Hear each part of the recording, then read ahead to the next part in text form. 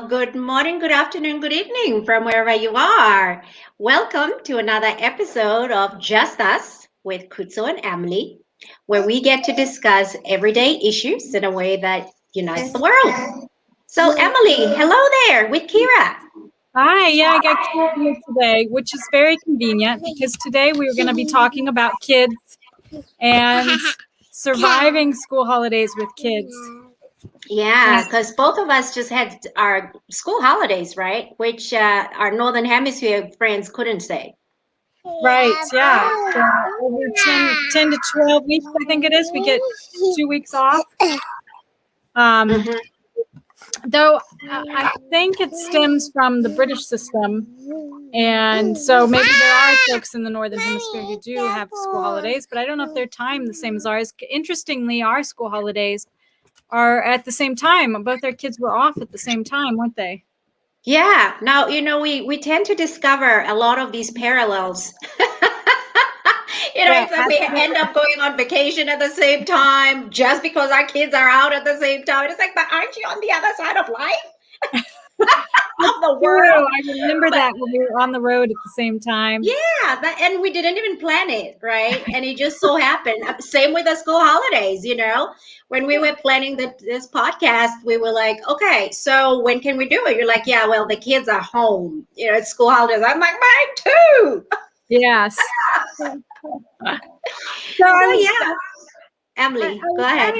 Around Kira, did you enjoy the school holidays? Mm-hmm. What did you do, honey? We're going to the farm. Oh, we went to the farm. That's right. We went to see our friend's farm. Oh, nice. Yeah. Did you do anything silly during the school holidays? Yes. What was that? I can't remember. Can't remember. Did you make any messes? No. No. No child ever makes a mess. Not that they'd acknowledge. So innocently and so confidently. Yeah. So, I was thinking through this concept of school holidays because in the U.S., you don't have these 10-week terms and then 2 weeks off. You have that big chunk of time in the summer. And I was trying to compare because my daughter just did a year in the U.S. and then now we're doing a year here. And I was thinking, okay, what is actually better? What makes more sense?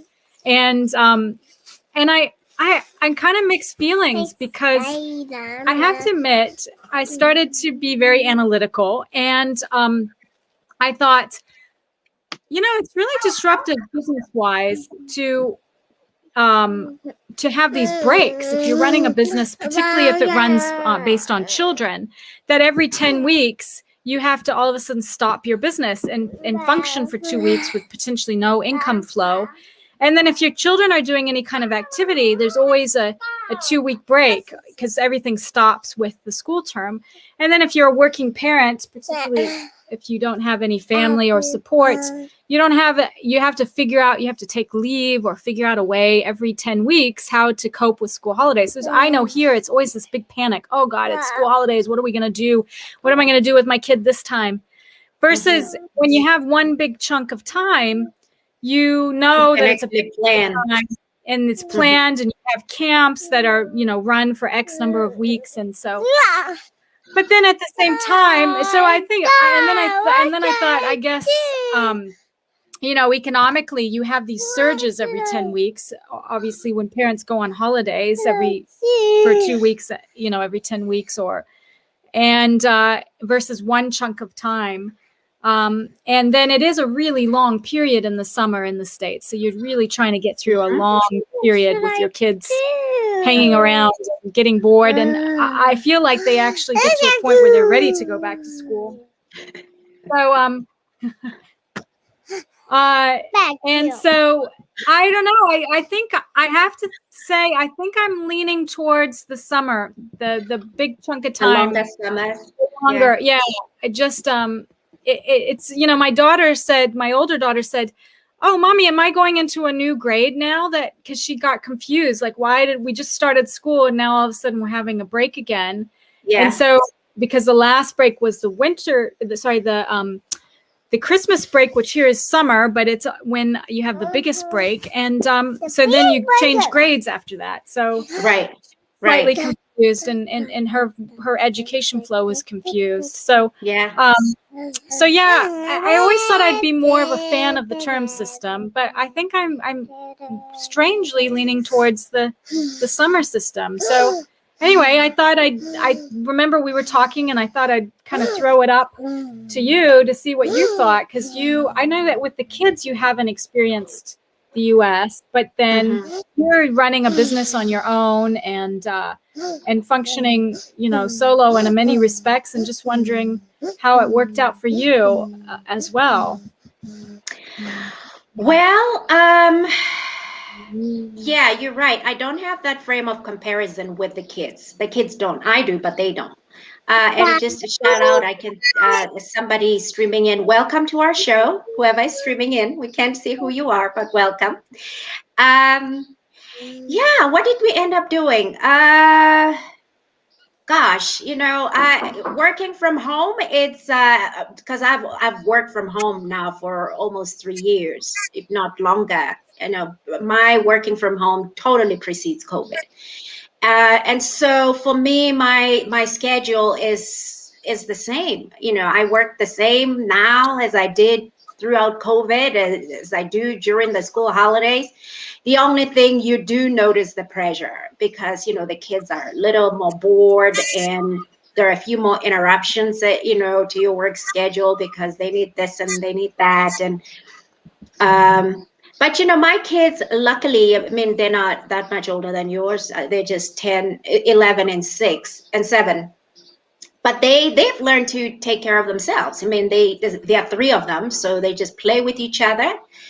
And that's what they did for the most part, And I have to admit, when you have them home and you're really trying to juggle work and other things, you just gotta do what you gotta do. I mean, if they want to watch TV, I'm sorry, call me a bad parent. That's what happens. I mean, they're out of school. Come on now, they're gonna go back to school and learn. I mean, do they only have to watch educational shows? It's like they watch TV, they keep themselves busy, and I'm very strict on electronics. In fact, I don't buy electronics for them.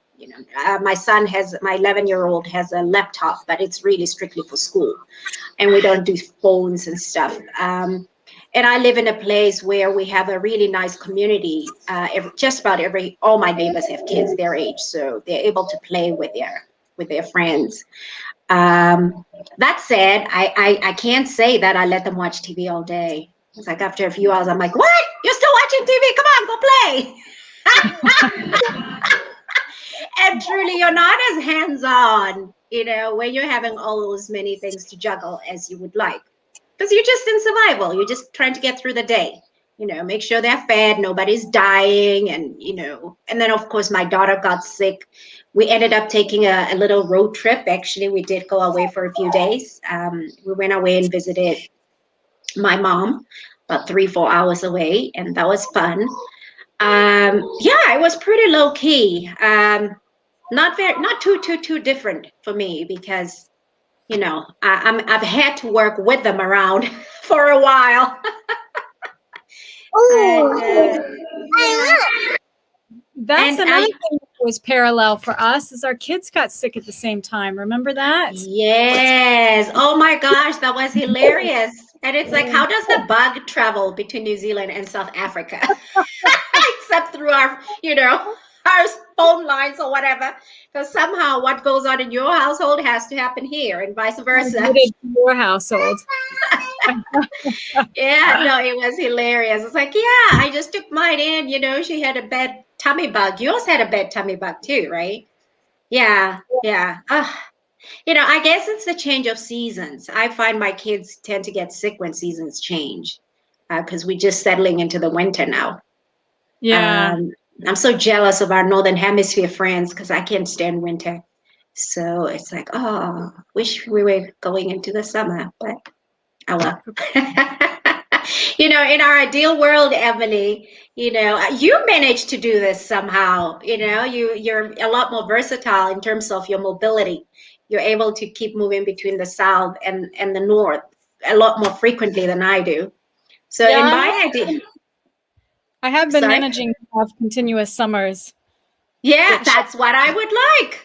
In my ideal world, that's what I would like. Every 6 months might be very disruptive to the kids, but because you can't quite do that literally every 6 months. You do every year. It's like you spend a year here, spend a year there, that sort of thing.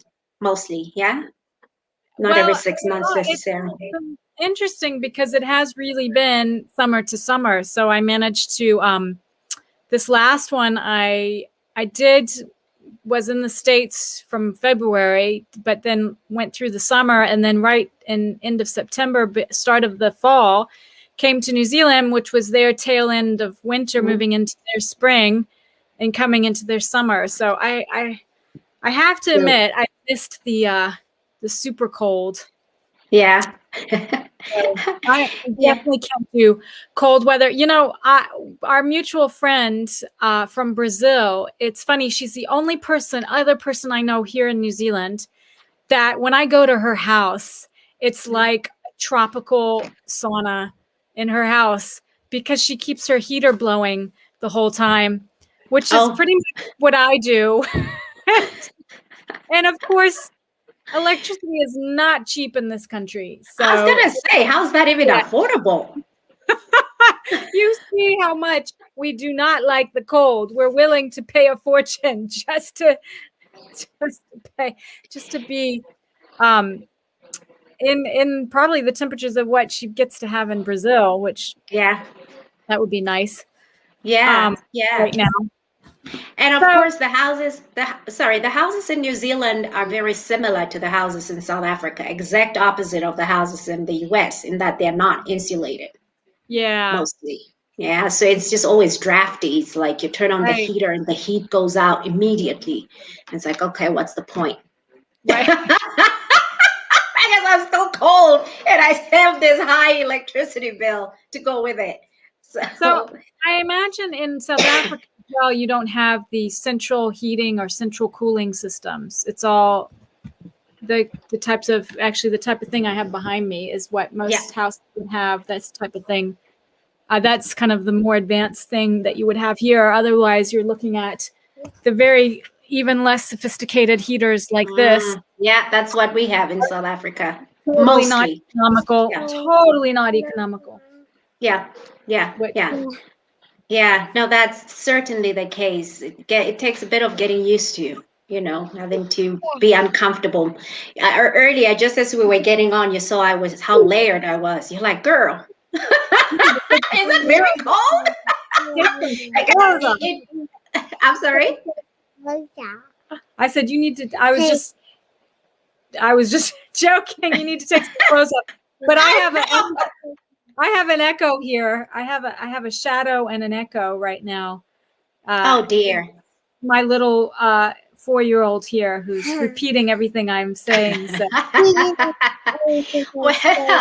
well, that's what we offer. We're moms. We gotta do what we gotta do.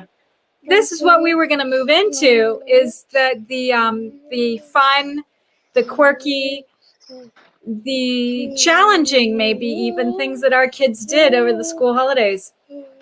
Now, Yeah.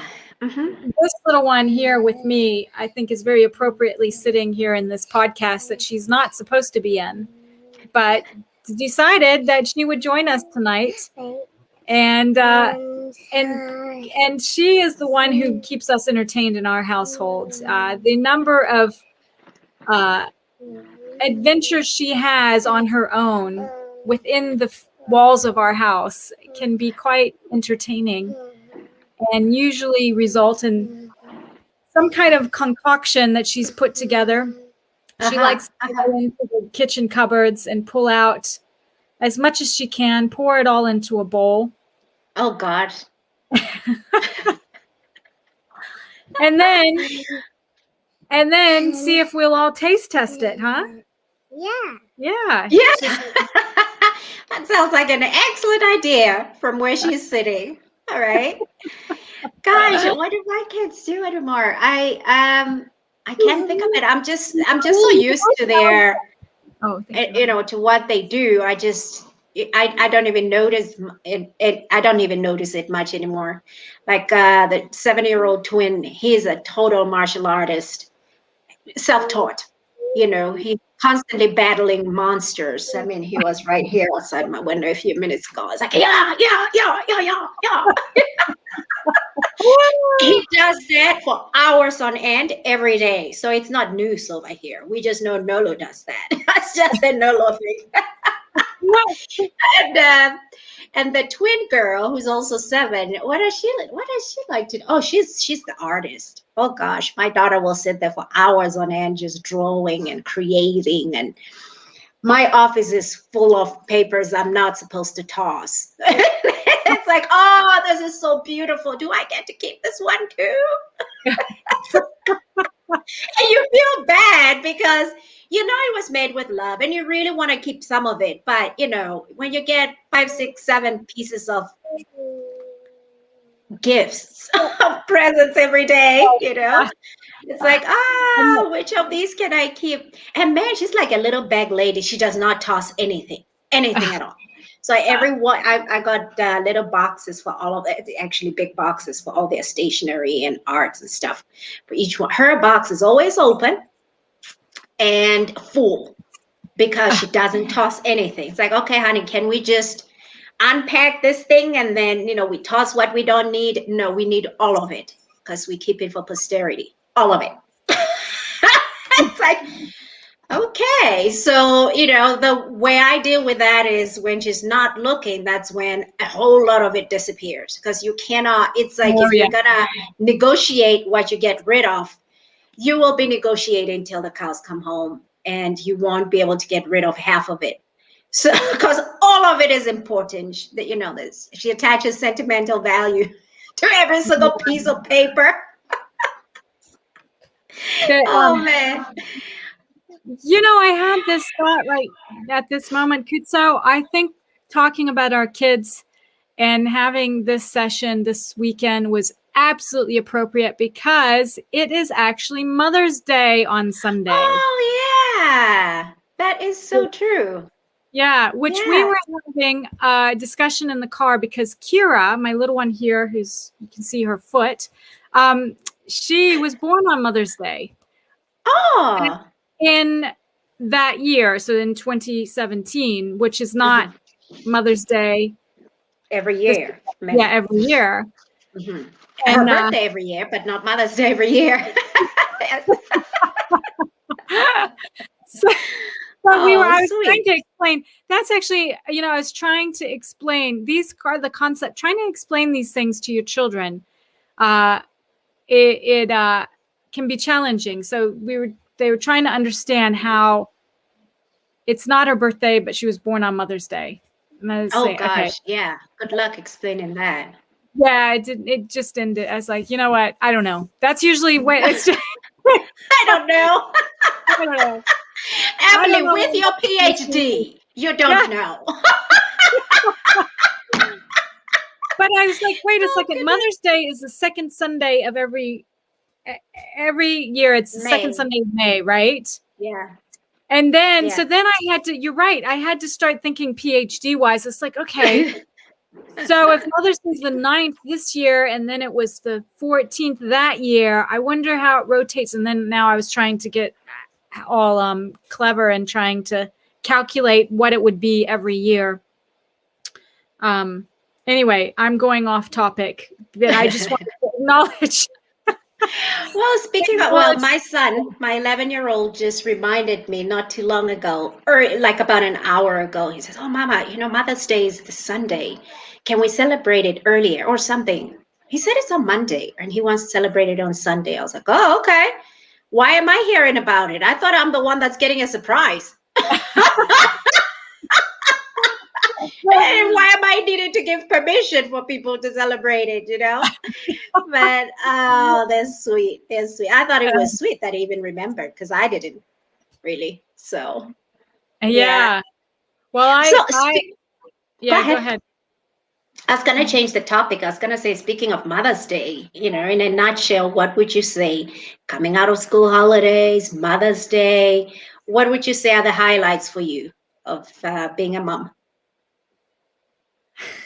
put me on the spot. You know what was going through my mind as you Organic. were asking that question? You know what was going through my mind? Well, I was What? thinking of the best Mother's Day gift, and I was like, ooh, a babysitter. 2 Yes. hours alone. So you really caught me off guard there because you Oh, turned me well, around. well, actually, I think that's a more interesting question to entertain than, Oh, the more intellectual. No, yeah, I hear you. Time alone is very rare when you're a mom, and especially when you live in an environment where you don't have support, yeah. I as think, we do. you can't beat those moments where your child just says to you, I love you, mommy. And Yes. and they always seem to time it just exactly when you don't expect it, and it's just like perfect, and you think, oh, that's that, all of those naughty things they might have done that day, or all those challenges you might have had, you just seem to They just disappear. disappear. Yeah. The Yeah. child's I love is genuine, isn't it? It's very genuine.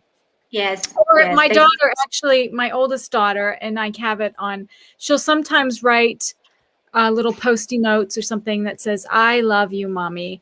And Oh, I guess it's something, maybe children think it's just, oh, whatever, I just wrote, I love you. But for us as adults, we don't tend to do that often, do we? Of course, we do it to our children, but not between each other, or, with our family necessarily as we grow older. So, it's just very precious when they acknowledge that without you prompting it, or without, mhm. um, yeah, without, It's yeah. you're fishing for it. No, Yeah. I mean, just without prompting it, or without, I don't know. No, I hear what you're saying though. And I'll have to admit, I think that is also my favorite, one of my favorites about being a mom. Yesterday, actually. Well, speaking of the little notes, my artist daughter is all her notes have "I love you, mommy" on them. That's why they cannot get tossed, right? It's either her and mommy or her whole family and whatnot.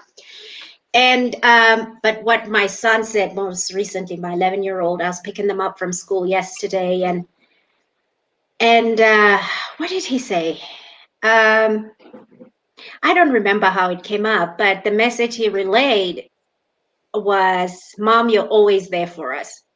And I thought, oh, that is so sweet. Because, when you just run around and you struggle and you're like, oh, does this one have pants? Does this one have socks? Does this one have shoes? You're juggling multiple kids on your own. It's, you really, you get wound up in the struggles. You don't realize that actually these people are fine. They feel cared for. What they need has been met, and that you're winning. You don't realize how much you're able to accomplish because you're in your provider mode. They're in the Right. receiver mode. And I think it's so beautiful when you have kids that have the capability to see that and acknowledge it. I know not everybody, sorry, every parent thinks their child is perfect. Of course, all our children are perfect. But I've encountered children who really just take these things for granted, and I've always wished that my children would be a lot more grateful and notice things like that. And so that really warmed my heart. I thought, oh, so I'm not doing such a bad job. Aw. And my daughter said to me this morning, oh, of course we can always swap children's stories. It's a never-ending topic. She said to me, "Oh, Mama, I want to be a communicator just like you." I said, Aw. "Oh, I thought these children really think I'm a really awesome mom. They really think so. I mean, I may not think so, but they do." Right. you know, Regardless of what I wish I could do differently for them and with them, they're fine. They're Yeah. fine. Bless their hearts. Really. So it dawned on me a good little story about the funny things they do, and it's in line with appreciating their mother. I think it was last weekend. I was cleaning the house very intensely, trying to get it perfectly clean and tidy. And the girls decided they were going to help me. So they wanted to clean the windows. And so they took off on their own with the cloth and some spray and went around to clean all our windows. Now, if you saw my house is basically 3/4 windows. So we have lots of sliding doors and lots of windows. And so especially in the lounge area, it's open plan. It's kind of this big scenery that you look out to. And so you have these big windows to look through. Well, bless their heart, their version of cleaning a window was quite different to mine. So I come back and I see these windows that have smudges all over them. You can't even see through them because when you clean windows, you have to do it. You really need a special type of spray and you really need a special type of cloth. Otherwise, it just kind of gets all smudgy, whatever you clean, it's spread around. And that's what happened. And I was one of those moments that I could never say, oh, yeah, no, not quite like that. And I just said, oh, this is great. And I just left them there, these very, very smudged windows, for about a week because I didn't want to go and clean them again. Yes, you'd be undoing all the good work, Mom. Yeah, right. I had to laugh. That was one of those classic moments where them trying to help actually didn't really help me, but it was it was very much appreciated, the thought. So yes. No, I hear you. I hear you all the time. I mean, it does take a while to train them to do things right, doesn't it? At this age, you're just glad when they've got the interest, right? And that's good enough. Yeah. Yeah. Anyway, Emily, is it time already? Look at the time, 27 minutes. Blabber on forever, can't we? Yeah, no, the topic of kids, I think every parent just loves it because it's so universal, Right. Every parent can relate, and we all like to share our little stories about, this and that, our kids, this and that, and hope they forgive us when they grow up and listen to our podcast about them.